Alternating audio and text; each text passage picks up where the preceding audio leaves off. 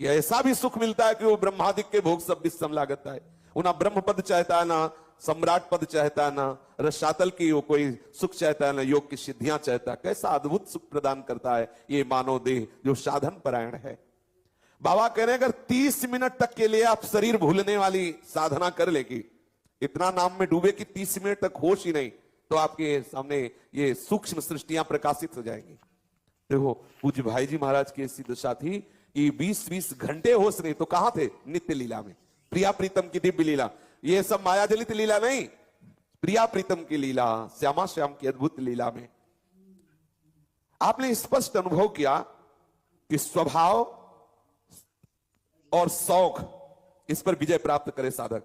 शौकीनी, खान पान, पहनना, ओढ़ना, व्यवहारिक, और स्वभाव, इन दो पर विजय प्राप्त करे साधक। शौकीनी नहीं होनी चाहिए और स्वभाव नहीं बिगड़ना चाहिए। जैसे काम क्रोध आदि जिससे बिगड़ा हुआ स्वभाव, इसको ठीक करें। अगर स्वभाव नहीं बदला, या जो परे मोय सहज स्वभाव सी हरिवंश नाम रस चाओ, अगर स्वभाव नहीं पड़ा भगवत चिंतन का, भगवत भजन का, तो फिर ठीक कभी साधना नहीं हो रही। आपके अंदर ये खाने को मिलना चाहिए, पहनने को मिलना चाहिए, देखने को मिलना चाहिए, शौकीनी, अगर ये अंदर से चाह है तो अभी क्या साधना हुई है?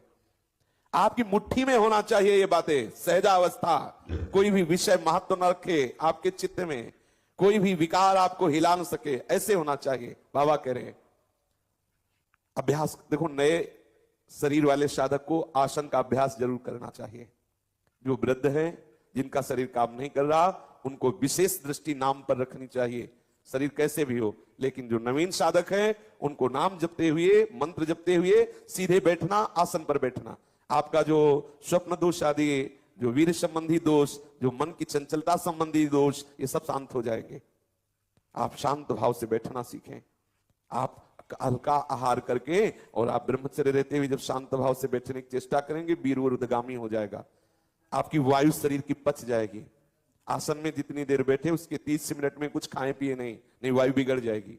गंभीरता पूर्वक आप साधन में लगे, कुछ ही दिनों में शरीर, आप 2-4 घंटे बैठना तो एक साधारण सी बात है, साधारण सी बात।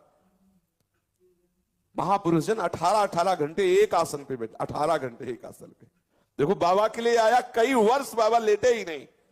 अभ्यास है, आप जैसा अभ्यास कर लें। नौजवान साधक है, आसन में बैठे, बोले यहां दर्द करता है, यहां दर्द करता है, वायु है, थोड़ी देर बाद पच जाएगी, शून्याकार स्थिति आने लगेगी, आसन। और ये नहीं कि किसी संप्रदाय वाली बात हो, आसन में बैठना भजन करना है तो हर संप्रदाय के लिए। बोले हमारे संप्रदाय में नहीं, ऐसा तो हमने कहीं नहीं सुना। भगवत भजन करने के लिए संप्रदायवाद की आड़ मत लीजिए, चाहे सहचरी भाव के हो।